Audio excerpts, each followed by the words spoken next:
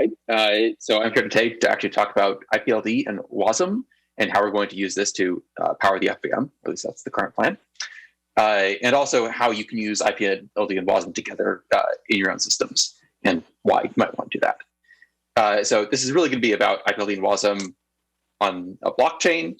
I couldn't resist using the transition there. I haven't used it in years, so you have to give me for that.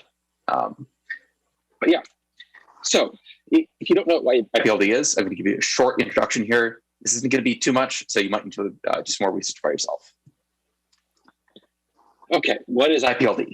IPLD really is abstraction over arbitrary Merkle trees. So Git is IPLD, IPFS is IPLD, Filecoin is IPLD. It's really any Merkle tree data structure you can understand as IPLD. Really, I just want you to think trees or hash-linked trees of data. So whenever you think IPLD, just think, look, you have a sort of a reference to an object, that object references other objects, and you have these trees of objects. Okay.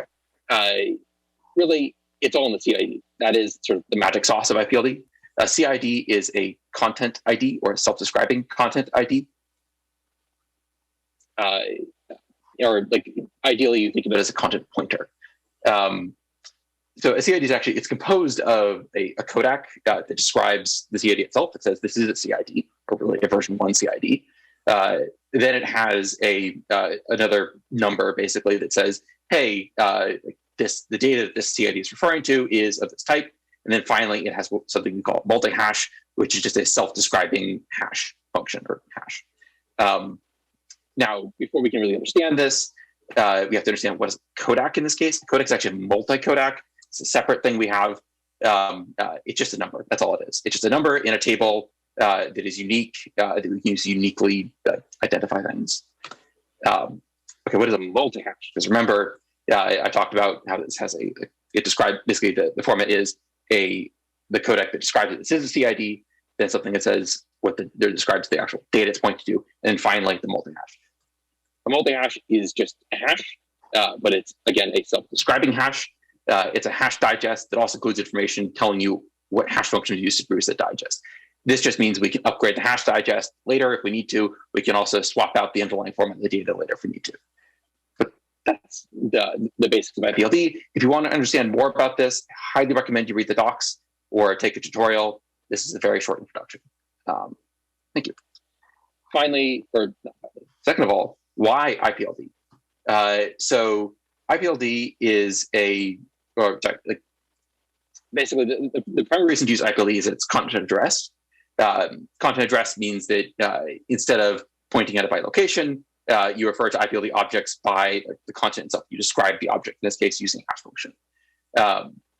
This means the data is verifiable. If you give me an IPLD object, I can verify that it matches the address of the data they have, or the CID, without having to trust anyone. It's immutable, which makes it really cache friendly. So if you fetch something, you don't have to fetch it again and again and again, just wondering if it's changed, because it can't change. It's also copy on write, which means that if I have some large IPLD data structure and I change it, you don't need to transfer the entire data structure again and again. Every time a small change is made, you only need to transfer these small pieces that have actually changed. It's also structured and self-describing. So like the structured self-describing nature means, one, we can have tooling. We can have IPLD schemas, which are another form we have for describing data types and stuff like that.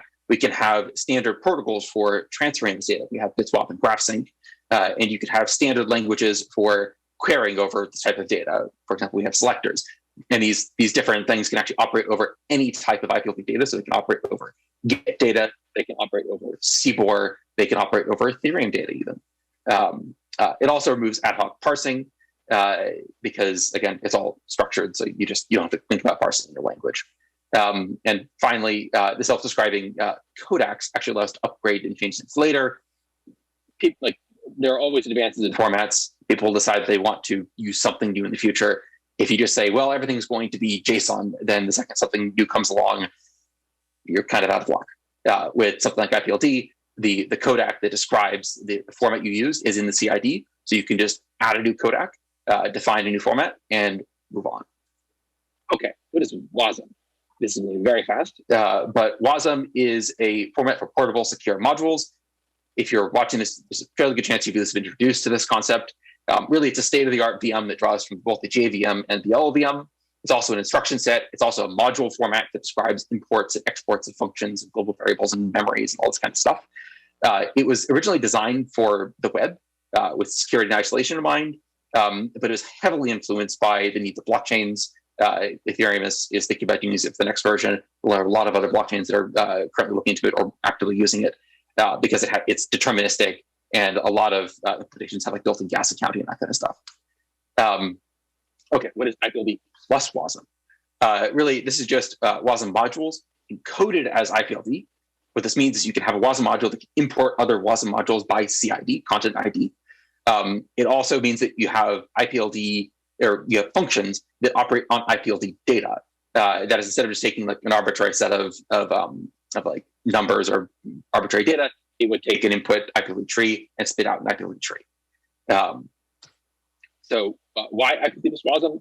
Well, one, content addressing or content address code, which means you can lazily load code. You can also securely use libraries and secure code reuse. You have content address data. This means that you can lazily load data. Your data, basically your memory is network transparent because it's all IPLD, so you can just transfer it over our standard IPLD transfer protocols. You can get easy distributed computations where you only need to load or move around the data that's changed and that you actually need. You can do this lazily, and you also have general purpose tooling for actually moving the data around and working with it. Finally, because it's all content addressed and immutable, you can memorize results. So if I have the CID or the content ID of the code, the content ID of the inputs, and I've already computed something, I can just cache the outputs and I'm done. Also, you can use data by reference. So this means that I can pass a large immutable tree to some Wasm module or some Wasm function without actually sharing my memory with that function, and without copying all this data back and forth. And that Wasm module can actually just load the data it needs dynamically as necessary, and then return a new CID for its new data structure. This means that modules can cooperate on large data structures without trusting each other. It's also typed and structured, which is just really nice when working with other languages. Okay, why on a blockchain?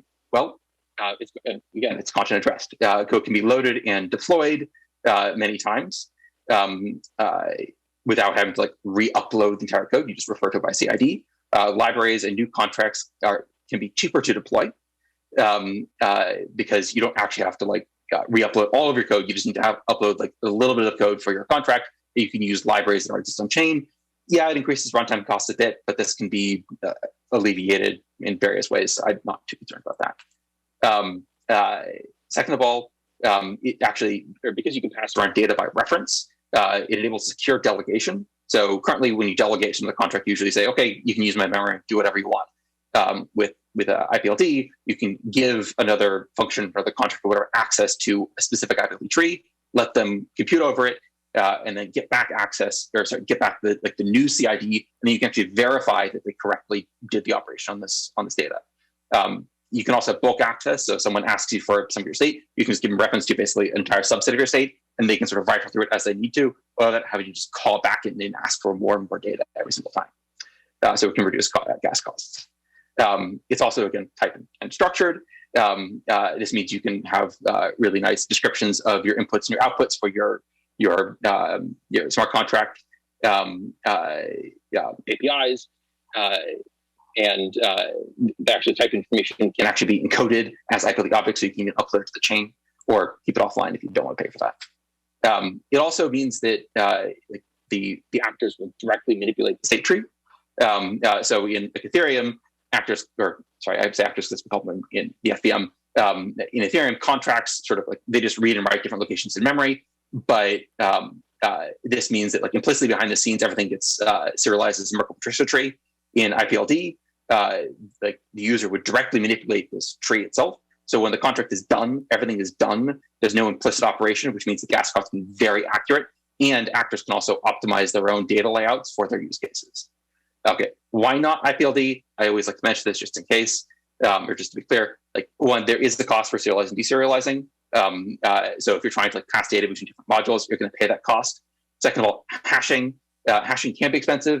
We've actually found that it's like modern CPUs are pretty good at this. It's not that bad.